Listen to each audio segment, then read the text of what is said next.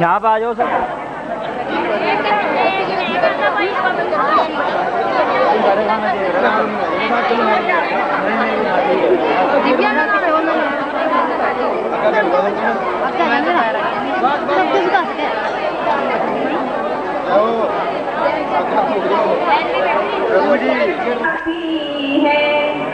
मेरे अंतर में आ जाना, तेरा एक बार कहा जो से नहीं रागों से कुछ मतलब मुझे दुनिया के बाजों से नहीं रागों से कुछ मतलब की शब्द धुन कार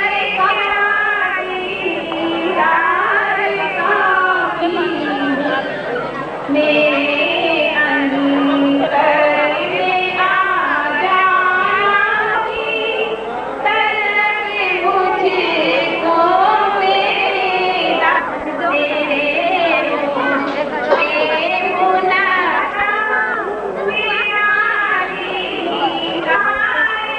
तेरे मुना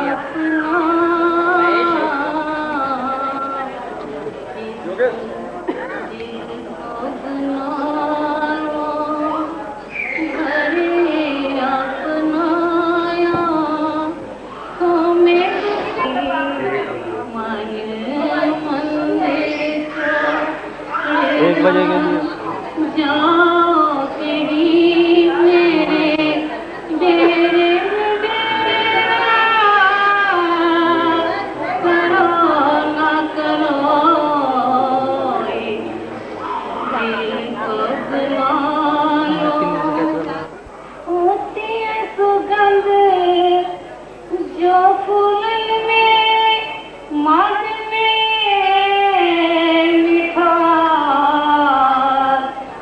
माखन दूध में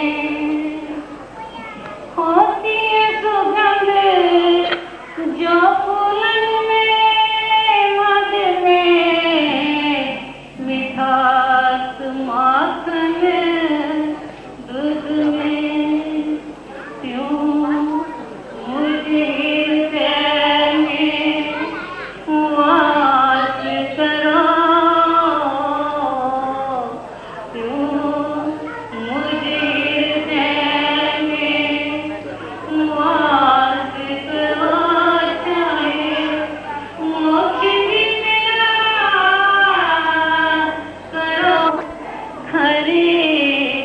अपना विरहा प्रेम का फंदा तोड़ा मजबूत गाला, जंजीरों ने मजबूत गाला, जंजीरों ने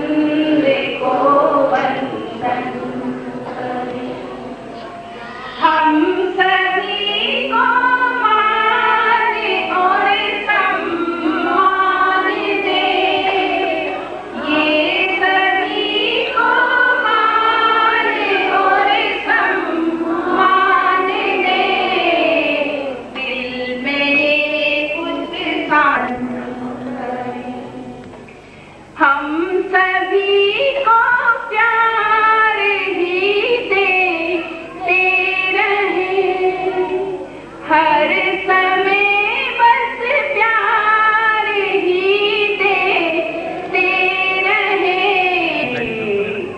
जन्मदिन पर प्रार्थनाएं गुण निधि के गुणों का कुछ वर्णन करें। 4 पंक्तियों की कविता आपके सामने पेश कर रहा हूं। जमाने में चिरागे मोहब्बत जलाने दिव्यानंद जी आए।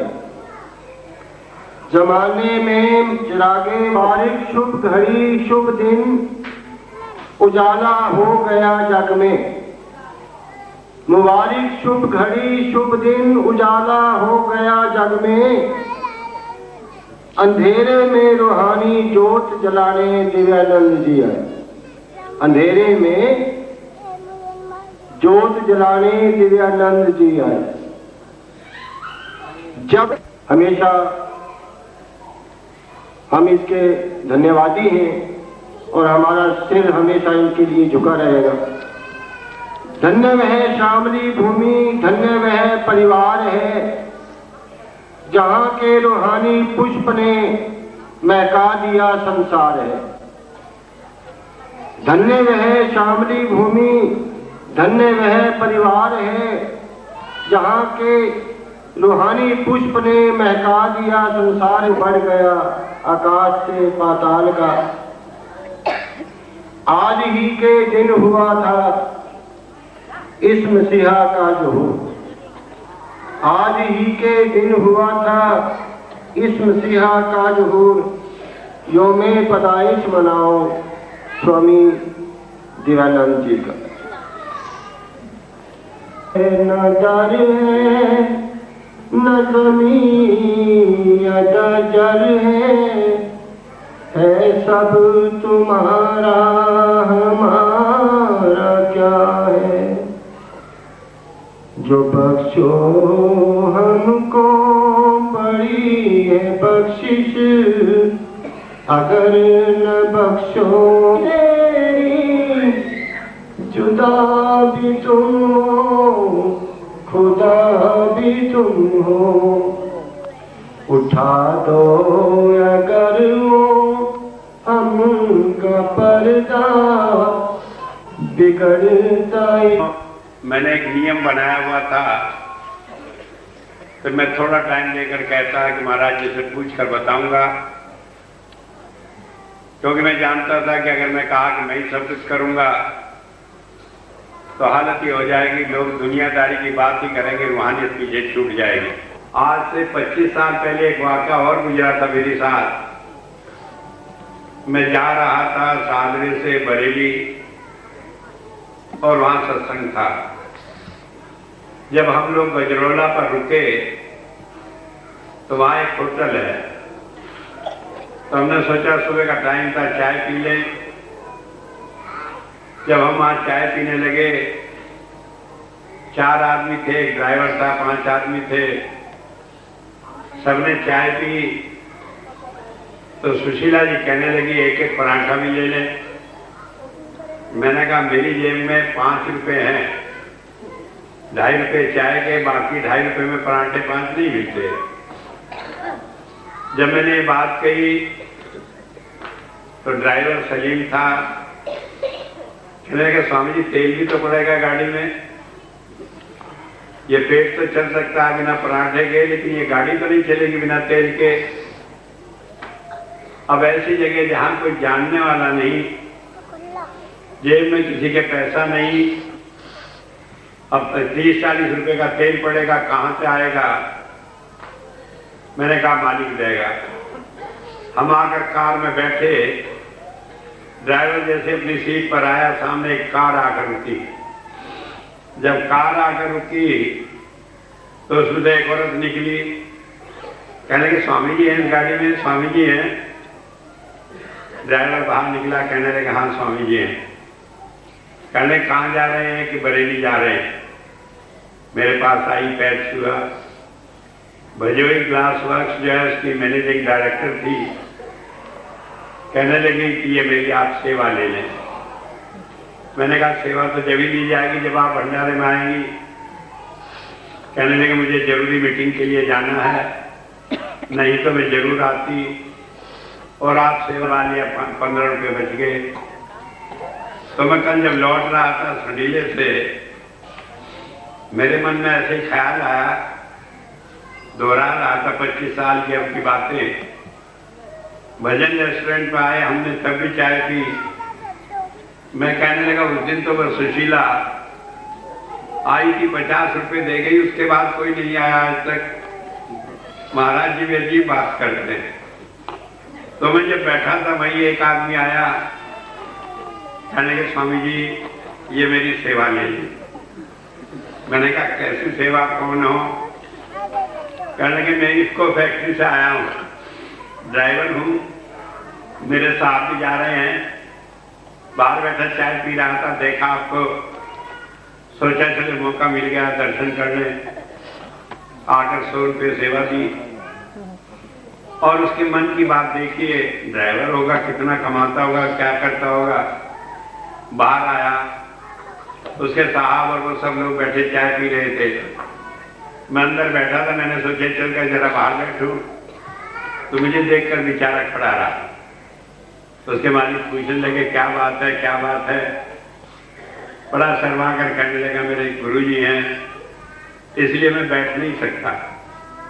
कहने लगे बैठ जाओ। कहने लगे नहीं। मेरा कहने का मतलब है कि आप सोचिए, और वो किस तरह सुनकर बात पूरी करता है। कोई बात नहीं थी, कल मेरे पास 10-20 हजार रुपये होंगे, रुपयों की जरूरत नहीं थी। लेकिन मैं सोचने लगा कि उस दिन जो घटना हुई थी आज नहीं होती ऐसी, और तुरंत ही वो बात पूरी हो गई। तो कभी कभी बड़ा आनंद आता है उन सारी घटनाओं को देखने में और इस बात को सुनने में कि आप मन में कोई विचार करें और गुरु से पूरा करता है। मैं तो कल अपनी मूर्खता पर हंसने लगा, कहने का अब भी मैं अपने गुरु को यहाँ लेकर देखता हूँ कि पहले ऐसा था, आज ऐसा है कि नहीं। लेकिन गुरु और शिष्य का रिश्ता ही कुछ और होता है। तो आज हम यहाँ हैं किसी अवसर पर, जन्मदिन के अवसर पर, और इस दिन मैं श्यामली वालों से हाथ जोड़कर माफी भी मांगता हूँ, क्योंकि जन्मदिन का भंडारा हमने शामली में शुरू किया था और करीब 15-16 साल तक शामली में मनाते रहे। लेकिन बीच में हालत ऐसी हुई कि हमें संत कृपाल नगर में ये भंडारा रखना पड़ा। जब यहाँ आते होंगे 500, 600, 700 आदमी और लोग भंडारा मनाते। जब हमने इसे संत कृपाल नगर में किया तो यहाँ के लोग बुरा माने। मैंने उनसे एक ही बात कही थी, किसी दिन ये भंडारा इतना बड़ा होगा कि हम अपनी लाख कोशिश कर लें, हम इसे शामली में नहीं मना पाएंगे। क्योंकि उन दिनों में अपने जन्म दिवस के भंडारे के लिए लोगों को कहा करता था कि भंडारा है शामली में, लेकिन आप लोग आना मत, क्योंकि वहां पर इंतजाम नहीं है ठहरने का। और बाद में वो बात आई गई हो गई और 18 तारीख को, जो 16 से 18 तारीख को प्रोग्राम हुआ था, उसमें तो बात ये समझे कि अगर हम संत की बात को मान लें तो उसमें बड़ा आनंद है। मनवा तो लेता ही है, घेस पिटा के मनवा लेता है, खींचतान के मनवा लेता है, लेकिन मजा उसमें है कि कहते ही बिना नाम उकड़ के एकदम मान ले तो उससे आगे समय बता देता है कि इसमें क्या भलाई। तो अब भाई शिवनारायण आपके सामने कुछ बात रखेंगे। ये शिवनारायण वही है जैसे 8-9 साल का लेकर हमने आश्रम में पाला पोसा, बड़ा किया, पढ़ाया लिखाया, और आज ये पूरे हरदोई जिले का सत्संग का इंचार्ज है और अपनी मीठी मीठी बातों से हरदोई वाले को सत्संग की ओर खींच रहा है। परसों सत्संग में कह रहा था कि संत आता है रूहानियत की दरिया बहाने के लिए, और वो अपने साथ अपने स्टाफ को लाता है, और वो चाहे किसी भी ढंग से हो, लोगों के दिल में उतरकर अपने गुरु का संदेश देता है। तो वो 2-4 मिनट आपके सामने अपनी बात रखेंगे। मैंने इसी 2-4 मिनट कही कि अगर इसे छूट मिल जाए तो मेरी छुट्टी हो जाएगी, इसी का काम चालू रहेगा। तो इसलिए सीमा बांधी है, 4-5 मिनट में अपनी बात को कहेंगे। परम पिता परमात्मा की, स्वामी जी की असीम कृपा है, बड़ी दया मेहर है कि हम लोग सब सतगुरु की याद में बैठे हैं। बड़े भाग से ऐसा मौका आता है, जैसा गोस्वामी तुलसीदास जी ने कहा कि एक घड़ी आदि में पुण्यात, तुलसी संगत सादगी हरे कोटि अपराध, कि एक घड़ी से आदि वाचा कर्मना साधु साहबे, कि जब मन और वचन से और कर्म से जब हम सतलोक गए, कबीर साहब कहते हैं, तो गुरु और परमात्मा एक ही होता है। गुरु के अंदर बहुत ताकत होती है। महाराज कृपाल सिंह अक्सर कहा करते थे, इतनी पावर होती है जिस तरह लकड़ियों का बहुत बड़ा ढेर हो, 1 ट्रक हो, 2 ट्रक हो, 10 ट्रक हो लकड़ियाँ, और एक माचिस की तीली लगा दो, सारी लकड़ियाँ जलकर राख हो जाएंगी। गुरु के पास भी इतनी पावर होती है, क्योंकि वो परमात्मा का रूप होता है। चाहे 1000 आदमी बैठा हो, चाहे 1,00,000 बैठा हो, चाहे उसके करोड़ों जन्म के कर्म खराब हो, वो चाहे एक दृष्टि मात्र से सबको खत्म करके, इसी को कहा है कि सोना काई न लगे, लोहा घुन ना खाए, बुरा भला गुरु भगत कभू नरक न जाए। गुरु के पास इतनी ताकत होती है, जब कहा है, महापुरुषों ने ही कहा है कि राय घटे न तिल बढ़े, जो लिखा करतार, कि जो परमात्मा ने लिख दिया वही पावर होती है। एक पलटू साहब संत हुए हैं, उन्होंने लिखा, पलटू लेखा कर्म का संत देते हैं फेर, दिल नहीं साचा आपनो तासे लागे थे। तो संतों के अंदर इतनी पावर होती है, वो जो चाहे वो कर सकते हैं। ऐसे सदगुरु स्वामी दिव्यानंद जी आपके सामने बैठे हैं। हम लोगों का बड़ा भाग्य है जो हमें उनके चरणों का सहारा मिला। ये परमात्मा की असीम कृपा है, और जब इनके चरणों के साथ हम जुड़े रहेंगे तभी हमारा कल्याण होगा, तभी हमारा मोक्ष होगा। एक बार एक अखबार में मैंने एक पढ़ा लेख लिखा, वो संत है और उसको मोक्ष प्राप्त हो जाएगा, मगर माफ करना, बिना गुरु के हम उस स्टेज तक नहीं पहुंच पाएंगे। और अगर गुरु के साथ रखते हुए हम उसके साथ जुड़े रहेंगे, तो कहा कबीर साहब ने कि सुमिरन से सुख होती है, सुमिरन से दुख जाए, कहे कबीर सुमिरन करे साईं माई समाए, कि सुमिरन करने से ही कल्याण हो जाएगा। एक बार की घटना सुनाकर मैं अपनी बात को समाप्त करूंगा। संतों के अंदर इतनी फातिमा ने ईसा मसीह को लोग परेशान करने लगे, उन पर कहीं पानी के छींटे मारने लगे, कोई कुछ मजाक करने लगा, कोई कुछ मजाक करने लगा। परमात्मा को बर्दाश्त नहीं हुआ, उसने ईसा मसीह से कहा कि देखो मैं नाव पलट दूंगा, तो क्योंकि मेरे आपको परेशान कर रहे हैं, ईसा मसीह को परेशान कर रहे थे, तो उन्होंने कहा परमात्मा ने मैं नाव पलट दूंगा, और मगर ईसा मसीह तुम्हें तो बचा लूंगा। तो ईसा मसीह ने क्या कहा कि अगर पलटना है तो इनका दिमाग पलट दो। उसी टाइम सबकी समाधि लग गई और सब उसी रंग में रंग गए।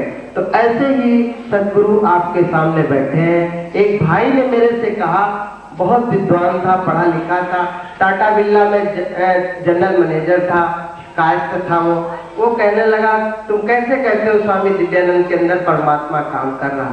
मैंने कहा, हमारे मुंह से निकल गया कि आई हैव सीन गॉड, मैंने देखा है स्वामी दिव्यानंद के अंदर परमात्मा काम कर रहा। अब ये तो ही मदद करी थी, न गुरु द्रोणाचार्य ने मदद करी, न भीष्म पितामह ने करी, न अर्जुन ने करी, कोई नहीं मदद कर पाया। और उनके लिए द्रौपदी के लिए कौन भगवान था? श्री कृष्ण भगवान थे, क्योंकि उनकी मदद उन्होंने की। ठीक इसी तरह एक घटना हमारे सामने की घटना है। हमारे यहाँ 2 साल पहले मेरे बेटे का जन्म हुआ। 3 दिन का बेटा था। उसकी टट्टी और पेशाब बंद हो गई। हमने सभी डॉक्टरों को दिखाया, संडीला ले गए और कई डॉक्टरों को दिखाया। 3 दिन के बच्चे को इंजेक्शन भी लगाया, मगर टट्टी पेशाब शुरू नहीं हुई। 3 दिन का बच्चा था। मैं स्वामी जी के पास लेके आया। उसका पेट फूल रहा था, वो बहुत रो रहा था। मैंने स्वामी से प्रार्थना करी, क्योंकि शिष्य जो है कहाँ जाएगा, अपने गुरु के पास ही जाएगा, उसका वही जो है कल्याण कर सकता है। तो मैं स्वामी जी के पास गया। स्वामी जी कमरे में गए, 4-5 इलायची लाए और मुझे दे दिया, और उसके बाद कहा इसे कूट पीस के उबाल के इसका पानी दो और ठीक हो जाएगा। ठीक जब हमने ऐसा किया, ठीक 5 मिनट बाद उसको टट्टी पेशाब शुरू हो गई। तो हमारे लिए कौन भगवान है? स्वामी दिव्यानंद भगवान है। अगर हम किसी पेड़ की पूजा करते होते, किसी पत्थर की पूजा करते होते, किसी कागज की पूजा करते होते, किसी चीज का पाठ करते होते, तो हम जो है किससे अपनी बात कहते हैं? तो गुरु साक्षात रूप में परमात्मा होता है।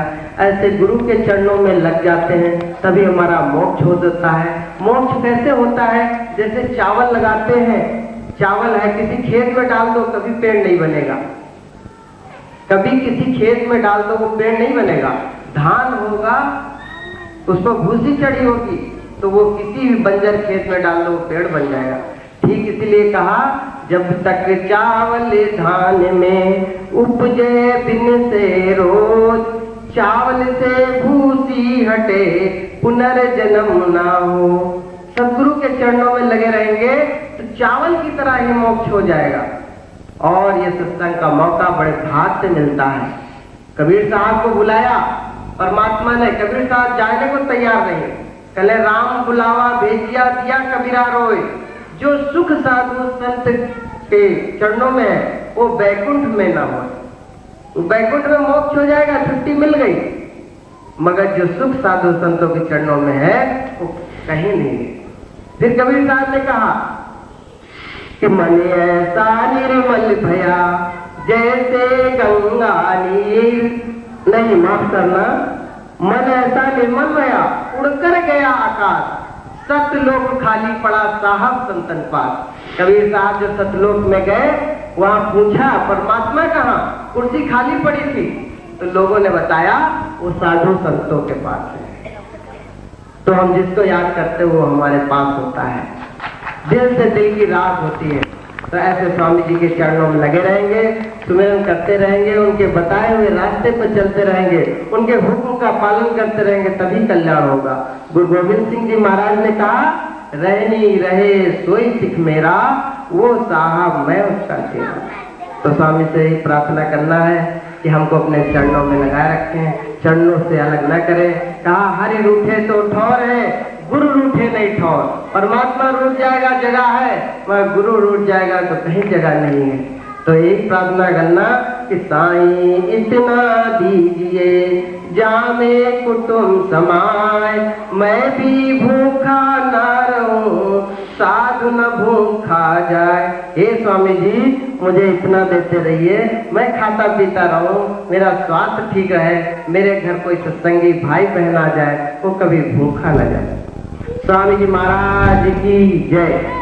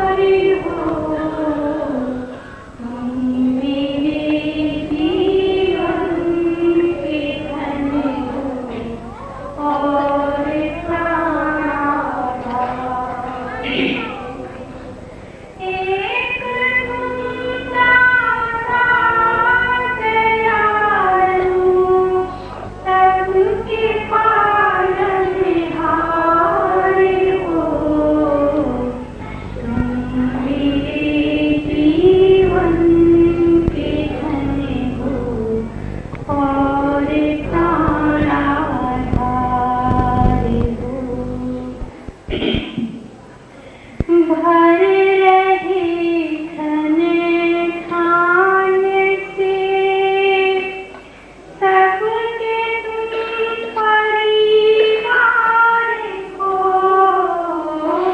भर रहे धन खान से सबके तुम परिवार को देते तुम थकते नहीं हो ऐसी तुम सरकार हो तुम मेरे जीवन के धन हो और प्राणाधार हो एक तुम दाता दयालु सबके पालनहार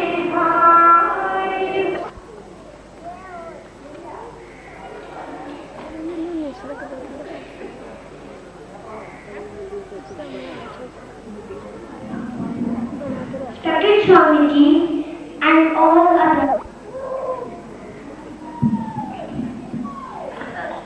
स्वामीजी ने हमें एक बार कहा था कि नेक बनो एक बनो. Be good, do good, be one. We would celebrate the Master's birthday daily at every moment of the day. If you will take one step, he will come down 100 of steps to greet you. If you have everything to the Master, he takes care of all your affairs. Follow your Master with full faith in your heart. If the faith in the Buddha the discipline falters and falls, it is wiser to remain a student than to be a teacher, a student of the mystery of life. Thank you.